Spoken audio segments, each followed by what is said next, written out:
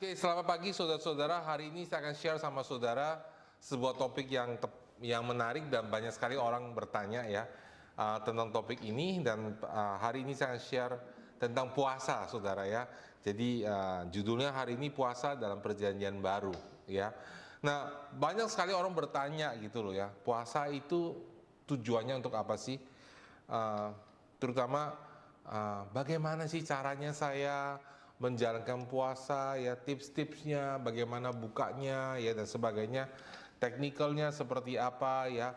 Kalau kalau ibu-ibu sedang hamil, mereka boleh puasa nggak ya. Atau kalau saya lagi bekerja ya di restoran, saya gimana bisa berpuasa, di mana saya harus mencicipi makanan ya. Dulu ada ibu-ibu yang nanya sama saya, "Pak, saya ini nggak bisa berpuasa." Saya tanya, "Loh, kenapa ibu tidak bisa berpuasa?" Alasannya dia bilang, "Wah, karena setiap pagi saya harus masak buat suami saya. Jadi suatu saya masak buat suami saya, kan saya harus cicipi gitu ya. Karena itu saya nggak bisa berpuasa." Saya bilang, "Loh Bu, bukan seperti itu. Kalau berpuasa itu ibu tetap bisa melakukannya ya." Jadi saudara, karena itu saudara, hari ini saya mau ajarin saudara ya tentang puasa itu, supaya kita bisa tepat dan mendapatkan manfaatnya, saudara ya. Mengerti dengan benar prinsip-prinsip puasa menurut firman Tuhan. Amin, saudara. Nah, saudara, di negara kita, saudara, banyak agama, banyak kepercayaan yang menjalankan puasa, saudara ya. Nah, karena itu kita harus punya definisi yang jelas, saudara ya. Apa sih perbedaannya puasa antara orang Kristen dan orang-orang yang non-Kristen, saudara ya. Nomor satu, saudara, saudara harus tahu bahwa puasa tidak menghapuskan dosa kita, tidak memberikan upah atau pahala kepada kita ya. Jadi saudara, mari kita lihat firman Tuhan ya. Kita ambil contoh yang paling baik dalam puasa di firman Tuhan ya, di dalam perjanjian baru terutama ya. Kita lihat di dalam puasanya Yesus, saudara ya. Kita buka di dalam Matius 3 ayat 16. Di situ dikatakan bahwa sesudah dibaptis, Yesus segera keluar dari air, dan pada waktu juga langit terbuka. Dan ia melihat Roh Allah seperti burung merpati turun ke atasnya. Lalu terdengarlah suara dari surga yang mengatakan, "Inilah anakku yang kukasihi, kepadanyalah aku berkenan." Ya, jadi inilah anakku yang kukasihi, atau dalam bahasa aslinya disebut agapetos, saudara ya. Artinya anakku yang terkasih, saudara ya, bahasa sifat. Dan kemudian dikatakan kepadanyalah aku berkenan. Di dalam bahasa aslinya disebut eudokeo. Artinya, saudara, well pleased, approve ya. Artinya apa, saudara? Sudah tersaring, teruji, memenuhi kualitas, saudara ya. Allah berkenan kepada Yesus, saudara. Nah, saudara harus tahu ya cerita ini, saudara. Setelah Yesus dibaptis, lalu Roh Kudus turun, kemudian ada suara dari langit, dan Allah mengatakan, "Inilah anakku yang kukasihi, kepadanya aku berkenan." Dan setelah itu Roh Kudus menuntun Yesus ke padang gurun untuk diuji 40 hari 40 malam. Dia berpuasa, saudara ya, tanpa makan, saudara ya, bukan tanpa minum ya. Jadi saudara, sebelum Yesus berpuasa pun Allah sudah berkenan kepada kita ya. Hal ini ditegaskan, saudara, di dalam firman Tuhan di dalam Efesus 2 ayat 8 ya. Karena kasih karunia kami diselamatkan oleh apa, saudara? Oleh iman. Itu bukan hasil usahamu, tetapi pemberian Allah. Itu bukan hasil pekerjaanmu, jangan ada seorang pun yang memegahkan diri. Jadi saudara, Alkitab mengatakan dengan jelas bahwa oleh karena kasih karunia kita diselamatkan melalui iman, saudara ya. Itu bukan hasil usaha kita, bukan hasil pekerjaan kita. Jadi saudara yang kekasih dalam Tuhan, puasa tidak menghapuskan dosa kita, saudara. Iman kepada Yesus Kristus, iman kepada keselamatan yang telah diberikan oleh anaknya yang tunggal, yaitu Yesus Kristus, yang telah mati di atas kayu salib untuk kita, dan darahnya telah dicurahkan untuk menghapuskan dosa kita. Iman kepadanya itulah yang menghapuskan dosa saudara dan saya. Iman bahwa dia telah mengampuni kita, bahwa dia telah bangkit untuk membenarkan kita, saudara. Jadi puasa tidak menghapuskan dosa kita. Amin. Dan puasa tidak membawa kita lebih dekat kepada Allah, saudara ya. 1 Korintus 8 ayat 8 mengatakan, makanan tidak membawa kita lebih dekat kepada Allah. Kita tidak rugi apa-apa kalau kita tidak makan, dan kita tidak untung apa-apa kalau kita makan. Jelas sekali saudara ya di sini ya. Menurut firman Tuhan ya, pertama saudara bahwa puasa itu ya tidak ada hubungannya dengan keselamatan kita. Yang menyelamatkan kita adalah iman kita kepada Yesus Kristus. Yang kedua saudara, puasa itu tidak juga membawa kita lebih dekat kepada Allah. Dan tidak juga membawa kita lebih jauh dari Allah kalau kita puasa atau tidak puasa. Kenapa saudara? Karena saudara, di dalam Ibrani 11 ayat 6 dikatakan, tetapi tanpa iman tidak mungkin orang berkenan kepada Allah. Sebab barang siapa berpaling kepada Allah, ia harus percaya bahwa Allah itu ada dan bahwa Allah memberi upah kepada orang yang sungguh-sungguh mencari Dia. Amin saudara. Jadi saudara, dengan kata lain, yang membawa kita mendekat kepada Allah, yang membawa doa Allah menjawab doa kita adalah iman kita. Amin saudara ya. Jadi puasa tidak menghapuskan dosa kita, imanlah yang menghapuskan dosa kita saudara. Ya. Puasa tidak membawa kita lebih dekat kepada Allah, imanlah yang membuat Allah terasa dekat kepada kita. Ya. Kita mengerti Tuhan melalui iman, saudara. Jadi saudara, ini penting banget. Kenapa saudara? Karena nanti ada hubungan dengan teknis. Misalnya saudara ya, oh kalau saya puasa start jam 6, saya harus selesaikan jam 6, saya punya tekad iman mau puasa 12 jam. Wah, ternyata jam 5 tank tiba-tiba saudara, karena sesuatu hal di kantor saya, tiba-tiba ada ulang tahun dan semua makan, dan saya nggak mungkin nggak makan di situ saudara ya. Dan kemudian saya juga makan, cicipin kue ulang tahun teman saya. Puasa saya batal dong, karena saya belum sampai jam 6. Kenapa saudara? Puasa tersebut bisa dianggap batal. Karena yang dilihat puasa itu sebagai upah, sebagai usaha untuk mendekat kepada Allah. Nah, ini sudah menjawab pertanyaan yang saya ceritakan tadi di awal pembukaan. Seorang ibu yang nanya sama saya, Pak Step, saya tidak bisa lakukan puasa karena setiap pagi saya harus masak buat suami saya, dan setiap kali saya masak, saya kan harus nyicipin.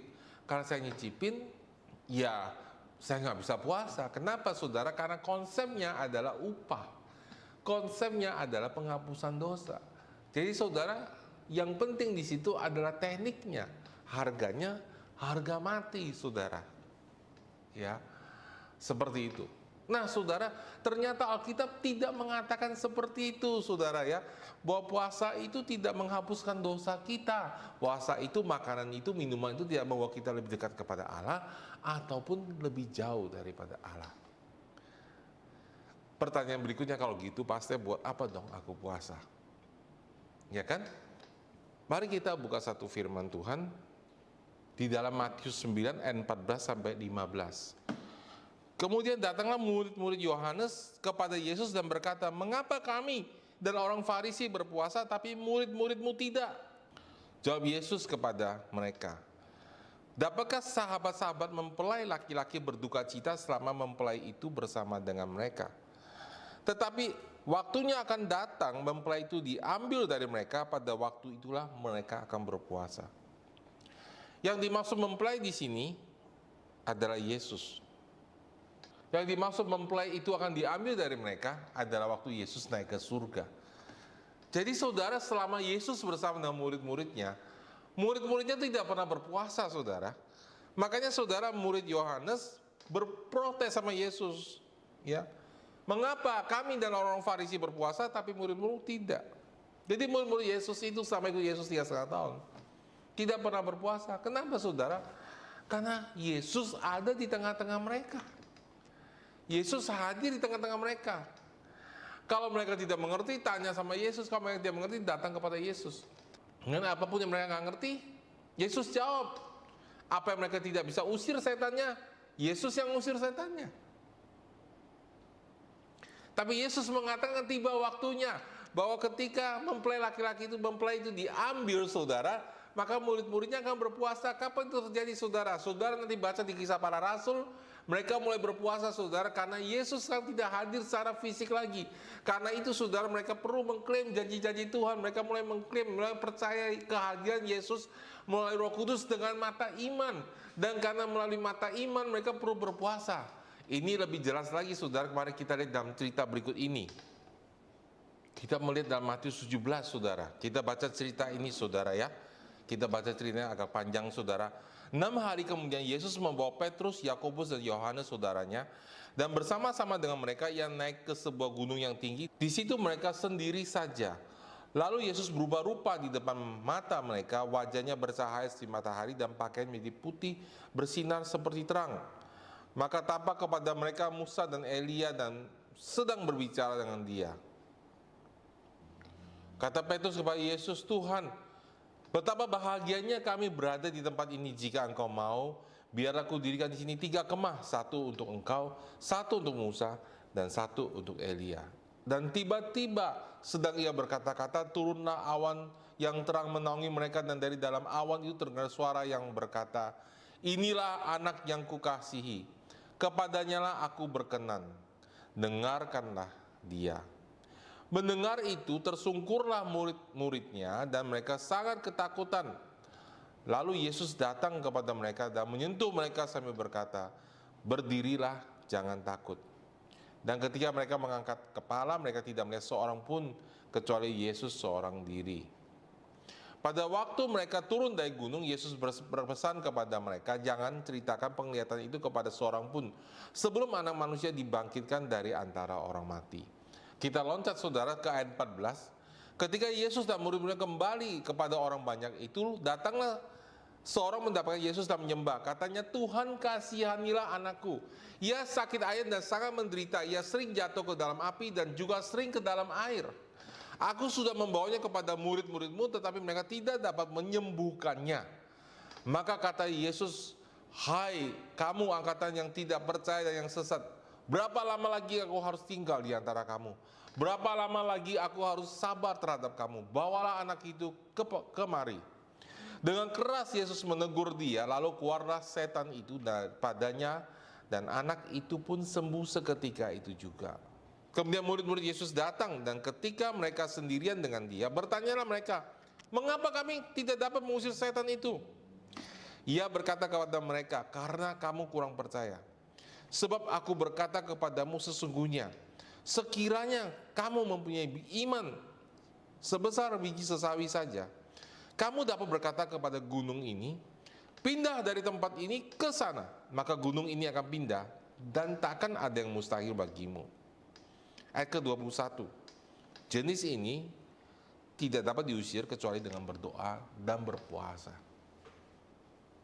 Nah, saudara, ayat ini sangat membukakan mata kita tentang puasa, saudara. Ya, Yesus ceritanya begini, saudara. Yesus naik ke gunung, dia bawa 3 murid, saudara ya. Jadi Yesus itu ada di dalam 12 murid, ada 3 murid yang selalu lebih sering dia bawa, saudara ya. Dan di luar 12 murid itu ada 70 murid, saudara, yang lain, saudara ya. Jadi saudara, ada lingkaran, saudara, dalam pemuridan Yesus. Nah, 3 orang ini Yesus selalu bawa kemana-mana. Ini nanti kita akan jelaskan dalam hal pemuridan, saudara ya. Karena apa, saudara?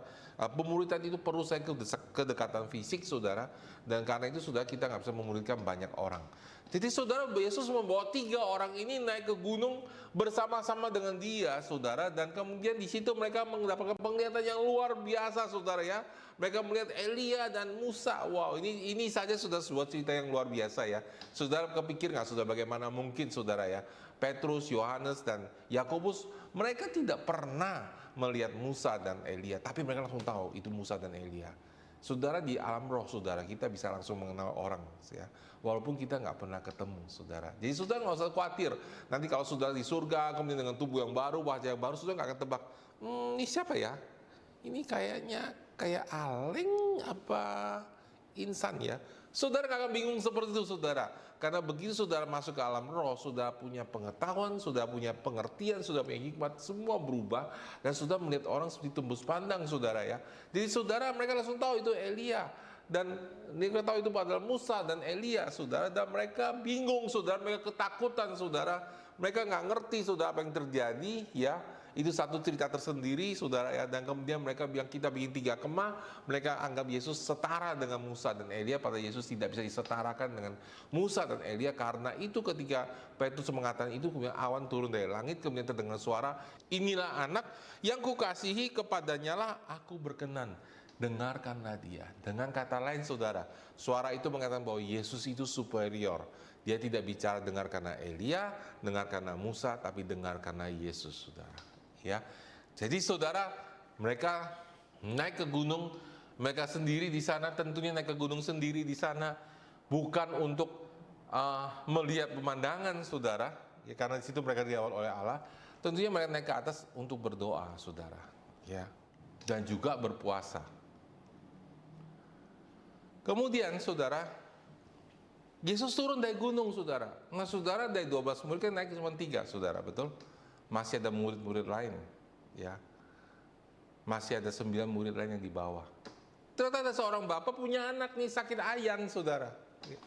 Dan murid-muridnya sibuk ngusir setan itu saudara. Setannya nggak keluar saudara, nggak pergi. Mereka bingung gitu loh saudara ya. Selama ini, selama ada Yesus di samping mereka, setannya selalu pergi. Loh, tiba-tiba nih setan nggak mau pergi, saudara.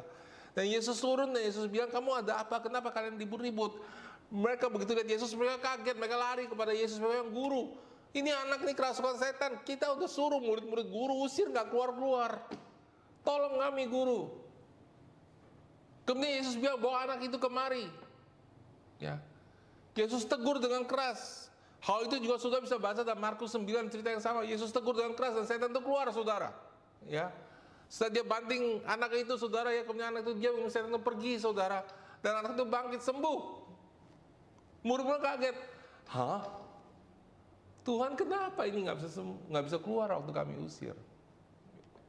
Sudah pernah nggak doain orang nggak sembuh? Doain pelepasan setannya nggak pergi-pergi? Pernah ngalamin? Pernah nggak bertanya sama Tuhan, kenapa ya nggak pergi? Ya kan? Dan biasanya orang kasih jawaban macam-macam saudara. Ya karena yang didoain nggak percaya. Ya, karena iman dia kurang. Mau kasihan saudara, orangnya udah sakit, orangnya udah terikat setan, sudah dia kurang percaya saudara ya. Tapi saudara, saya cari di Alkitab, ya, hanya satu kali ini sudah Yesus menjawab pertanyaan mereka. Dan Yesus cuma menjawab begini saudara, karena kamu kurang percaya. Gak ada iman. Iman kamu kurang. Bukan gak ada iman saudara, tapi iman kamu kurang percaya.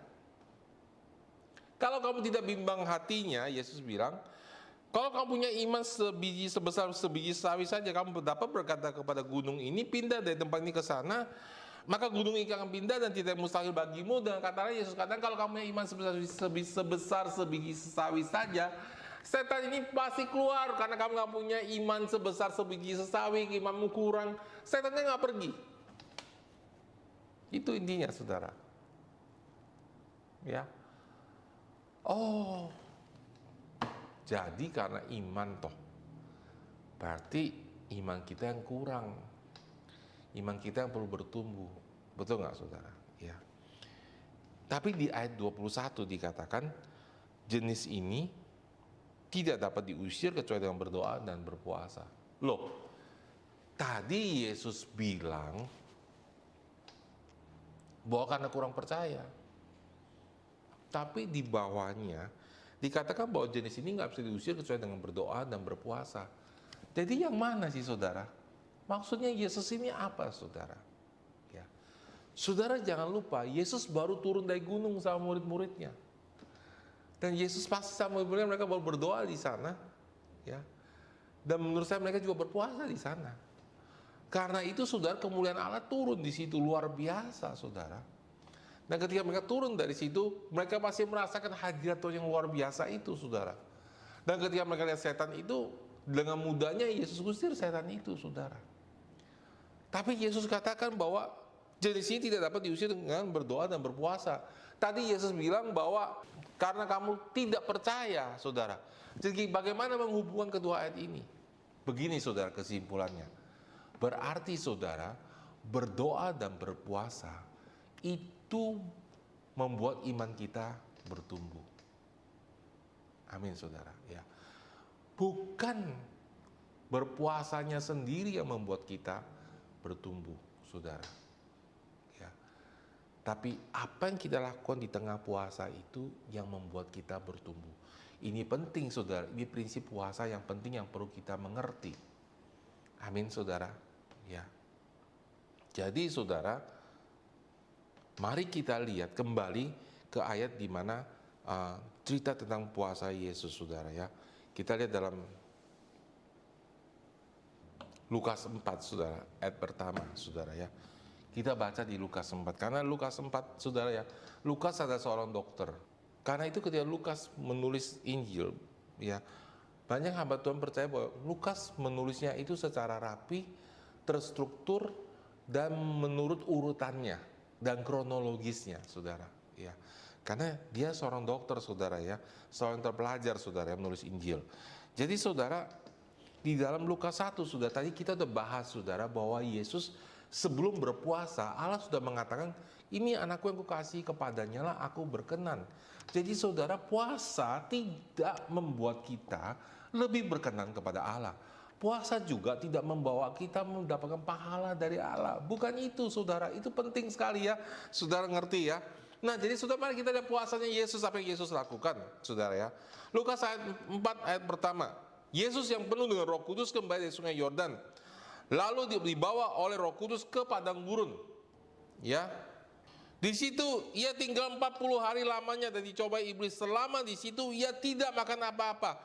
Dan sesudah waktu itu ia lapar. Jadi saudara, selama 40 hari, jadi saudara harus baca cerita, membaca Alkitab dengan jelas saudara ya. Selama 40 hari saudara, Yesus tidak makan apa-apa. Bukan berarti dia tidak minum apa-apa saudara ya. Jadi Yesus totalnya tidak makan apa-apa saudara. Dan selama 40 hari itu dia sudah dicobai oleh iblis-iblis kecil saudara. Ya. Iblis itu kepalanya itu setan namanya, Satan saudara ya. Tapi banyak namanya demon saudara ya. Iblis-iblis yang lain saudara, bawahannya udah mencobai Yesus. Ya. Nah saudara, 40 hari dia nggak makan apa-apa saudara. Ya. Dan sesudah waktu itu ia lapar saudara. Jadi saudara, kenapa Yesus tahan saudara berpuasa 40 hari? Jawabannya karena hidupnya dituntun oleh Roh. Amin saudara ya. Hidupnya dituntun oleh Roh ya. Lalu iblis setelah 40 hari saudara, lalu setelah 40 hari Yesus ini lapar saudara ya. Baru terasa laparnya. Jadi saudara, setelah 40 hari dia puasa saudara, sebagai manusia biasa saudara, kelemahan sebagai manusia, dagingnya keluar saudara, lapar saudara ya. Nah baru datanglah Satan, si ular tua ini, iblis lalu datang mencobai dia saudara ya. Iblis datang lalu berkata gini, pertama dikatakan, jika engkau anak Allah, suruhlah batu ini menjadi roti. Ya, kan kamu lapar kan? Ya. Kalau kamu lapar, suruh batu ini jadi roti. Emangnya Yesus harus ladenin saudara? Enggak saudara. Karena itu yang suruh iblis, nggak perlu Yesus ladenin, nggak perlu saudara bereaksi. Saudara kekasih dalam Tuhan, kita harus belajar saudara. Tidak semua orang kecam kita, kritik kita. Kita harus bereaksi. Kadang-kadang saudara harus baca dan jawab sesuai dengan firman Tuhan. Kasih respon yang benar saudara. Amin saudara. Oke, kita lihat saudara di Matius 4 saudara ya. Lebih lengkap mengatakan gini saudara. Dikatakan di situ Matius 4 ayat 4. Tetapi Yesus menjawab, Adam tertulis, manusia hidup bukan dari roti saja tetapi dari setiap firman yang keluar dari mulut Allah. Amin saudara. Manusia apa saudara? Betul nggak saudara hidup dari roti? Benar saudara hidup dari roti saudara ya. Tubuh kita ini butuh roti, tetapi saudara tahukah saudara bahwa ketika saudara lahir baru, saudara punya roh yang baru, dan saudara bukan lagi hanya sekedar manusia daging saja, tetapi saudara juga manusia rohani saudara. Saudara bukan, saya punya manusia roh, dan manusia roh kita itu perlu hidup, dan manusia roh kita itu hidup bukan dari roti saudara, tapi dari setiap firman yang keluar dari mulut Allah. Amin saudara. Berarti apa saudara? Apa yang kita belajar dari sini? Selama Yesus puasa, dia baca Alkitab, dia baca firman Tuhan. Amin. Kenapa saudara? Karena kita ini punya tubuh jasmani dan tubuh rohani, manusia jasmani dan manusia rohani, saudara. Ya, ketika kita lihat dunia ini, saudara, ketika manusia roh kita ini lemah, saudara, kita lihat dunia ini, kita lihatnya itu lebih ke fisik, saudara. Kita tekanannya lebih ke fisik, dan kita lebih mementingkan hal yang fisik. Ya, kedagingan itu, saudara, bukan hanya berarti saudara nafsu, punya nafsu, ya, saudara pingin hal-hal yang materi, bukan hanya itu, saudara. Tapi kedagingan artinya adalah saudara lebih melihat apa yang fisik daripada apa yang roh, saudara. Jadi saudara, misalnya saudara, dan bahkan kan bisa kita tak lakukan tanda hal kutip tanda yang rohani, tetapi sebenarnya hal keduniawi, kedagingan. Contohnya misalnya saya berkhotbah, wah saya lihat nih, jemaat saya lagi berkhotbah, wah saya berkhotbah mukanya berubah, wah dia nggak suka sama saya. Apa yang saya lihat, saudara? Dagingnya, bukan rohnya, saudara. Saya lihat dagingnya, saudara. Jadi bisa aja seorang bakal firman, tetapi itu jasmani, itu duniawi. Amin. Nah, saudara, waktu kita berpuasa, saudara, karena kita mau mempertajam manusia roh kita, bagaimana caranya, saudara ya? Saudara mau adukan daging sama roh, bagaimana caranya? Ya, saudara, jangan kasih makan daging saudara, kasih makan roh saudara. Jadi akibatnya, saudara, apa? Manusia roh saudara makin tajam, saudara. Amin. Karena saudara kasih makan terus. Itulah prinsipnya puasa, saudara. Manusia roh kita harus dikasih makan. Kalau begitu berarti waktu kita puasa, saudara, kita nggak baca Alkitab, kita tidak berdoa, kita tidak nyembah Tuhan. Sebenarnya, saudara, kita cuma tahan lapar. Ngerti, saudara? Ya. Kita cuma tahan lapar. Kenapa, saudara? Karena waktu saudara puasa, manusia jasmani saudara nggak kasih makan, sudah gemeteran. Tapi manusia roh saudara juga saudara kasih makan, sama gemeterannya, saudara. Ya, upah nggak dapet, ya, nggak ada pahala apa-apa, cuma nahan lapar. Ya, itu sebenarnya dapat kita sebut puasa, lebih baik kita ganti aja dengan istilah lebih terhormat, diet gitu. Kan jauh lebih baik, saudara. Betul nggak, saudara ya? Jadi itu konsep puasa yang salah, ya. Dulu saya pernah ketemu orang yang bukan dalam Tuhan, tidak percaya sama Tuhan, saudara ya. Dan dia lagi menjalankan puasanya, saudara ya. Saya ke rumahnya dan saya lihat dia lemes, baring di sofa sambil tiduran gitu ya. Saya tanya, loh kenapa kamu dek, kok kamu diem banget, kamu sakit banget gini. Oh saya lagi puasa, katanya ya. Dia menunggu waktunya dia tuh buka puasa, sudah sampai depan situ nonton TV gitu, saudara ya. Nah, saudara, itu tidak ada manusia roh yang dibangun. Amin. Ya, itu puasa yang salah. Jadi kalau saudara puasa kayak gitu, salah, saudara. Amin, saudara. Jadi jelas sekali, saudara, dari jawaban Yesus. Apa yang Yesus lakukan selama dia puasa, saudara? Dia, saudara, makan dari firman Tuhan, ya. Dia bilang manusia tidak hidup dari roti saja, tetapi dari setiap firman yang keluar dari mulut Allah. Jadi selama puasa itu, saudara, dia memberikan asupan kepada manusia rohnya. Dia berikan gizi, vitamin, mineral kepada manusia rohnya, itu firman Tuhan. Amin, saudara. Yang kedua, saudara, ayat ke-6. Matius 4 ayat ke-6. Lalu iblis berkata kepadanya, jika engkau anak Allah, jatuhkan dirimu ke bawah, sebab ada tulis mengenai engkau, ia akan memerintahkan malaikat-malaikatnya, dan mereka menatang engkau di atas tangannya, supaya kakimu jangan terantuk batu. Ya. Kalau kamu anak Allah, kalau kamu hebat rohaninya, coba taruh sengaja di atas. Naik ke gereja kita, gedung paling tinggi, loncat ke bawah. Kan malaikat udah bilang akan menatang engkau. Betul? Tapi Yesus tidak mau lakukan, saudara. Ya. Yesus tidak mau sengaja mencobai Allah. Yesus menjawab pula, ada tertulis, jangan engkau mencobai Tuhan Allahmu.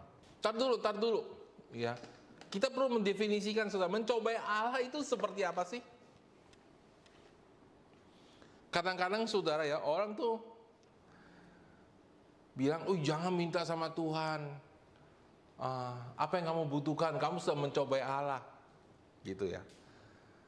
Kita perlu definisi yang jelas apa itu mencobai Allah. Amin, saudara. Ya. Di dalam Mazmur 78 ayat 18 dikatakan begini, saudara. Mereka mencobai Allah dalam hati mereka dengan meminta makanan menurut nafsu mereka. Sebab mereka berkata kepada Allah, ini saudara yang dimaksud mencobai Allah. Sanggupkah Allah menyajikan hidangan di padang gurun? Memang ia memukul gunung batu sehingga terpancar air dan membanjiri sungai-sungai. Tapi sanggupkah ia memberikan roti juga atau menyediakan daging bagi umatnya? Jadi saudara, ini cerita ketika orang Israel keluar dari padang gurun. Bagaimana mereka mencobai Allah? Gini saudara, ya. Mereka itu mendapatkan janji Tuhan dengan cara ngomel. Bukan dengan iman, saudara. Mereka kan jadinya bilangnya, bayangin saudara, ini di padang gurun loh saudara ya. Sudah tahu nggak susahnya dapat air di padang gurun saudara? Ya. Sudah pernah lihat air keluar dari batu? Saya sih nggak pernah lihat saudara. Setahu saya air keluar dari sumber mata air. Jadi Tuhan lakukan mujizat di padang gurun ya. Mereka pukul batu dan kemudian Musa pukul batu dan kemudian keluar air saudara. Air melimpah di padang gurun saudara. Ya. Dan mereka melihat ada awan yang menyertai mereka. Waktu malam menutupi mereka supaya mereka tidak kedinginan. Waktu siang menutupi mereka supaya mereka tidak kepanasan, saudara. Ya. Jadi saudara, mereka setiap hari lihat mujizat, tetapi mereka tidak percaya mujizat itu. Sebaliknya saudara, hidup mereka kerjanya ngomel aja sama Tuhan dan terus pakai manipulasi supaya Tuhan menjawab doa mereka. Ya. Bisa nggak? Bisa. Di situ terjadi seperti itu saudara. Ya, bukan pakai iman, sudah ngomel. Tuhan, saya mau nikah. Udah sama keledai juga nggak apa-apa, dapat keledai nanti saudara. Ya. Loh, saudara, begitu cara bangsa Israel dapetin Raja Saul, saudara. Loh, Pak Step, kok bisa sih kita ngomel, Tuhan jawabin doa kita ya kan? Karena dia bapak kita. Saudara, orang tua pernah nggak sih? Akhirnya kesel karena anaknya sudah ngomong, sudah dikasih lah, saudara ya. Jadi saudara itu mencobai Tuhan, saudara. Mereka sudah lihat mujizat, tapi mereka tidak melangkah dengan iman, saudara. Mereka langkah dengan mengeluhan mereka. Karena saudara, sewaktu kita berpuasa, saudara ya, itu adalah saatnya kita untuk melatih berhenti mengeluh, saudara. Berhenti mengeluh, berhenti salahkan orang lain, berhenti nuduh-nuduh orang lain, ya saudara ya. Karena dia, saudara ya. Di dalam Yesaya 58 ayat 3 dikatakan, mengapa kami berpuasa dan kau tidak memperhatikannya? Mengapa kami merendahkan diri dan kau tidak mengindahkannya juga? Sesungguhnya pada hari puasamu, engkau masih tetap mengurus urusanmu dan kamu mendesak-desak semua burumu. Sesungguhnya kamu berpuasa sambil berbantah dan berkelahi serta memukul dengan tinju dengan tidak semena-mena. Dengan caramu berpuasa seperti sekarang ini, suaramu tidak akan didengar di tempat yang tinggi. Sungguh-sungguh inikah berpuasa yang kau kehendaki dan mengadakan hari merendahkan diri jika engkau menundukkan kepala seperti gelaga dan membentangkan kain karung dan abu sebagai lapik tidur? Sungguh-sungguh itukah yang kau sebut berpuasa, mengadakan hari yang berkenan kepada Tuhan? Bukan. Berpuasa yang kau kehendaki ialah supaya engkau membuka belenggu-belenggu kelaliman, melepaskan tali-tali kuk supaya engkau memerdekakan orang yang teraniaya dan mematahkan setiap kuk, supaya engkau memecah-mecah rotimu bagi orang-orang lapar dan membawa ke rumahmu orang-orang yang miskin yang tak punya rumah, dan supaya apabila engkau melihat orang telanjang supaya engkau memberi dia pakaian dan tidak menyembuhkan diri terhadap saudaramu. Pada waktu itulah terangmu akan merekah seperti fajar dan lukamu akan pulih dengan segera. Kebenaran menjadi barisan depanmu dan kemuliaan Tuhan menjadi barisan belakangmu. Jadi saudara, intinya apa saudara? Orang-orang ini berpuasa fisiknya, oke, bajunya pakai karung, ya duduk, rendahkan diri gitu saudara ya. Tapi sebenarnya saudara pikirannya kemana-mana gitu ya. Gara-gara si ini, gara-gara si itu. Si itu dia masih penuh kebencian di dalam saudara ya, dan punya kepentingan sendiri. Wah, nanti bisnisnya gimana nih saudara ya, Makanya saudara, kalau kita berpuasa, kita harus tetapkan waktu yang khusus supaya kita nggak terganggu, saudara ya. Itu sebabnya saudara, ketika Yesus berpuasa, Yesus ke padang gurun, tempat nggak ada orang, saudara, supaya dia punya waktu untuk berpuasa sama Tuhan, saudara. Amin. Dan kemudian dia bilang ini, berpuasa yang benar itu ada, saudara, supaya kita membuka belenggu kelaliman, melepaskan tali-tali kuk, supaya memerdekakan orang teraniaya dan mematang setiap kuk, supaya engkau memecah-mecahkan roti bagi orang yang lapar dan membawa ke rumahmu orang miskin yang tak punya rumah, apabila engkau melihat orang telanjang, supaya engkau beri dia pakaian, dan tidak menyibukkan diri terhadap saudaramu sendiri. Ya. Loh, maksudnya apa sih, saudara? Apakah ini secara fisik kita lakukan?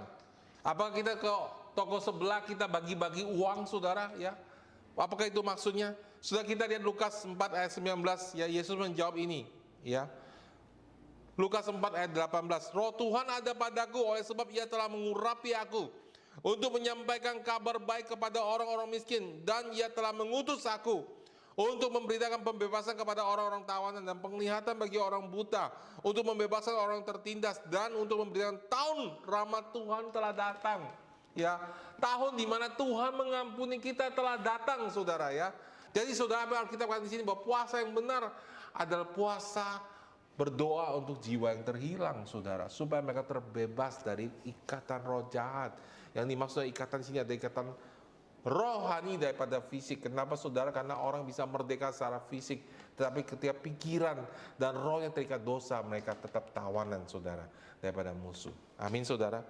Jadi saudara, ketika Yesus berpuasa, saudara, Yesus berpuasa dengan mengucap syukur kepada Tuhan, kesimpulan kita, ya, dan dia mendoakan orang-orang lain. Yang ketiga, saudara, ya, Lukas 4 ayat ke-5. Kemudian ia membawa Yesus ke suatu tempat yang tinggi, dan dalam sekejap ia memperlihatkan kepadanya semua kerajaan dunia. Kata iblis kepadanya, segala kuasa itu serta kemuliaannya akan kuberikan kepadamu, sebab semuanya itu telah diserahkan kepadaku, dan aku akan memberikan kepada siapa saja yang kukehendaki. Jawab Yesus, ayat ke-7, jikalau engkau menyembah aku, seluruhnya itu akan menjadi milikmu. Ya. Tetapi Yesus berkata kepadanya, ada tertulis, engkau harus menyembah Tuhan Allahmu, dan hanya kepada Dialah sajalah engkau berbakti. Artinya apa, saudara? Yesus mengatakan iblis, kamu harus menyembah kepada Tuhan Allahmu saja. Jadi selama berpuasa itu, saudara, Yesus melakukan kehidupan yang penuh dengan penyembahan, ya, dan fokus kepada Allah, karena dia bilang hanya kepada Allahnya saja kamu harus berbakti. Hanya kepada Allah saja kamu berbakti. Jadi saudara, itu yang Yesus lakukan selama puasa, saudara, ya. Yesus mengambil waktu untuk membaca firman Tuhan. Yesus mengambil waktu untuk mengucap syukur kepada Tuhan, ya, berdoakan orang yang terhilang, sudah mendoakan pelayanan dia, dan kemudian Yesus, saudara, menyembah Tuhan, saudara, ya. Nah, saudara, menarik sekali, saudara, kita baca tadi di dalam Lukas 4 ayat pertama, Yesus yang penuh dengan Roh Kudus kembali dari sungai Yordan, lalu dibawa oleh Roh Kudus ke padang gurun. Jadi saudara, ketika Yesus naik, jadi saudara, ketika Yesus masuk ke padang gurun, Yesus penuh dengan Roh Kudus. Tapi saudara, ketika Yesus selesai diuji, dicobai, saudara, ya, di dalam Lukas 4 ayat 14 dikatakan begini, dalam kuasa Roh kembali Yesus ke Galilea, dan tersiarlah kabar tentang dia di seluruh daerah itu, ya. Di dalam bahasa Inggrisnya dikatakan, and Jesus returned in the power of the Spirit to Galilee. In the power of the Spirit. Jadi saudara, ketika Yesus masuk ke gurun, saudara, dia penuh dengan Roh Kudus. Tetapi ketika dia keluar dari padang gurun itu, saudara, dia penuh dengan kuasa Roh Kudus. Saudara tahu nggak, kenapa sih banyak orang Kristen yang berdoa, saudara, ya, berbahasa roh, baca Alkitab, tapi hidupnya tidak punya kuasa? Kuasa itu apa, saudara? Ya, kita lihat, saudara, ya, dalam kuasa Roh kembali Yesus Galilea, dan tersiarlah kabar tentang dia di seluruh daerah itu. Kuasanya apa, saudara? Ya, dikatakan di dalam Ayat ke-18, roh Tuhan ada padaku, oleh sebab ia telah mengurapi aku untuk menyampaikan kabar baik kepada orang miskin, dan ia telah mengutus aku untuk memberikan pembebasan kepada orang tawanan dan penglihatan bagi orang buta, untuk membebaskan orang tertindas, dan untuk memberikan tahun rahmat Tuhan telah datang. Kuasa yang sejati saudara di dalam Tuhan bukan dapetin uang, bukan dapetin pekerjaan, tapi kuasa rohani yang sejati adalah ketika sudah berbicara, orang berdosa dilepaskan dari dosa mereka, orang sakit dilepaskan dari sakit mereka. Amin saudara. Tapi Yesus penuh dengan kuasa. Lalu kenapa banyak orang Kristen kayaknya penuh dengan Roh Kudus, mereka berdoa dan sebagainya, tapi mereka tidak punya kuasa? Sudah tahu kenapa? Karena mereka belum selesai proses hidupnya, saudara. Ya, ketika mereka dalam proses hidup mereka, ya, Tuhan mau suruh mereka nyerahkan haknya, nyerahkan ini untuk ikut Tuhan, nyerahkan kesombongannya, satu persatu diserahkan pada Tuhan. Mereka sampai berhenti di padang gurun. Kayak orang Israel, saudara, mereka mati di padang gurun. Kenapa, saudara? Mereka muter-muter 40 tahun di padang gurun. Kenapa Yesus hanya 40 hari? Orang Israel 4 tahun di padang gurun. Sudah tahu? Karena Yesus cepat hatinya taat. Kalau saudara hati kita nggak cepat taat sama Tuhan, saudara, ya, kita putar-putar di padang gurun, masalah yang sama terus datang. Gampang, ciri padang gurun adalah masalah yang sama setiap tahun dan tidak terpecahkan. Itu padang gurun. Sudah mau keluar dari padang gurun, ikutin saudara tuntunan Roh Kudus, hidup dalam proses. Jadi saudara, kesimpulan kita apa, saudara? Jadi puasa itu, saudara, membuat kita punya iman bertumbuh. Amin. Membuat manusia rohani kita menjadi kuat. Itu tujuan prinsip puasanya. Membuat kita mengalami Tuhan karena iman kita bertumbuh, saudara. Nah, karena itu saudara, untuk membangun manusia roh kita selama puasa, kita tidak hanya tidak makan saja, tetapi kita juga makan makanan rohani. Amin saudara, ya. Kita berdoa, kita nyembah Tuhan. Misalnya saudara puasa, saudara, ya. Oh, jam 6 saya mulai puasa nih pagi nih, sampai jam 12 siang itu biasanya saya makan siang. Lalu jam 12 siang sudah skip makan siang, saudara, ya. Sudah tinggalkan makan siang, kemudian saudara bukannya nanti jam 6 lagi 12 jam saudara puasa. Ya. Karena saudara skip makan siang, sudah jam 6 buka lagi, ya. Rasanya lapar banget. Nah, itu yang tadi saya ngomong, kalau saudara lakukan seperti itu, ya saudara cuma diet, saudara, ya, lapar-laparan. Tapi harusnya gimana, saudara? Ya kalau saya jam 6 puasa, saya nggak makan pagi, saya baca firman, saya berdoa, saya nyembah Tuhan. Lalu jam 12 saja makan siang. Oh, saya baca firman lagi, saya berdoa, saya menyembah Tuhan. Maka saudara, selama saudara puasa itu saudara dedicated pada Tuhan, saudara dedikasi kepada Tuhan, saudara membangun manusia roh saudara. Terus saudara lakukan itu sehingga saudara, waktu saudara selesai puasa nggak cuma lapar, tapi karena saudara waktu sudah berpuasa sudah isi manusia roh saudara dengan makanan rohani. Jadi saudara, itulah puasa yang benar. Amin saudara, ya. Nah, oke, saya mau jawab sebuah pertanyaan yang orang banyak, oh Pak, saya puasa Daniel boleh nggak? Ya, makannya tertentu yang saya tidak makan, ya. Coba kita lihat Daniel, ya. Kita baca dalam Daniel 1 ayat 8. Daniel berketetapan untuk tidak menajiskan diri dengan santapan raja dan dengan anggur yang biasa diminum raja. Dimintanya lah kepada pemimpin pegawai istana itu supaya tidak usah menajiskan dirinya. Maka Tuhan mengaruniakan kepada Daniel kasih dan sayang dari pemimpin pegawai istana. Ya. Tetapi berkatalah pemimpin pegawai istana itu kepada Daniel, aku takut kalau tuanku raja yang telah menetapkan makanan dan minumanmu berpendapat kamu kelihatan kurang sehat daripada orang-orang muda yang lain, yang sebaya dengan kamu, sehingga karena kamu aku dianggap bersalah oleh raja. Kemudian berkatalah Daniel kepada penjenang yang telah diangkat oleh pemimpin pegawai istana untuk mengawasi Daniel, Hanaya, Misal, dan Asaria. Adakanlah pencobaan dengan hamba-hambamu ini selama 10 hari, dan biarlah kami diberikan makan sayur dan untuk dimakan dan air untuk diminum. Sesudah itu bandingkanlah perawakan kami dengan perawakan orang-orang muda yang makan dari santapan raja. Kemudian perlakuan hamba-hambamu ini sesuai dengan pendapatmu. Jadi yang Daniel lakukan itu saudara bukan puasa. Amin. Nggak ada itu puasa Daniel. Nggak makan daging doang, makan nasi sama sayur, saudara, ya. Yang Daniel lakukan kenapa saudara? Karena waktu itu dia ke kerajaan Babel, dan di Babel itu mereka makannya anggur, ya, makan binatang-binatang najis. Yang Daniel waktu itu adalah orang yang orang Yahudi yang tidak boleh makan makanan seperti itu. Jadi Daniel memutuskan seumur hidupnya hanya makan sayur-sayuran saja. Iya, Daniel lakukan itu sebagai bentuk ketaatannya kepada Tuhan, bukan puasa, saudara ya. Jadi sebenarnya sudah nggak ada itu puasa Daniel, saudara ya. Oke, sekarang saudara, kalau begitu bagaimana saya berpuasa, saudara? Ya, apakah saya boleh coba makan sewaktu saya berpuasa? Kalau saya bekerja, hati nurani saudara yang tahu, saudara ya. Sudah coba makanan itu karena sudah bekerja, atau saya coba karena aku lapar nih, pengen coba sedikit-sedikit ya. Kalau saya coba sedikit udah pasti tambah banyak lah makannya, saudara ya. Udah cancel aja nggak apa-apa, saudara ya. Tapi kalau sudah kerja karena kerja ya, atau karena saudara misalnya, wah saya lagi hamil pak, saya harus ada jaga kesehatannya, saya nggak boleh kosong sama sekali, saya harus minum susu, lakukan. Yang paling penting itu saudara adalah suatu puasa itu saudara isi dengan firman Tuhan supaya saudara bertumbuh. Amin. Jadi saudara, kalau kita akan puasa dengan benar saudara, kita akan mengalami Tuhan secara luar biasa. Amin saudara. Jadi demikianlah sharing saya hari tentang puasa. Saya harap saudara diberkati ya. Ada pertanyaan saudara boleh ketik di bawah ya. Kalau ada waktu kelak kita akan jawab. Amin saudara. Tuhan Yesus memberkati, sampai jumpa minggu depan. God bless you.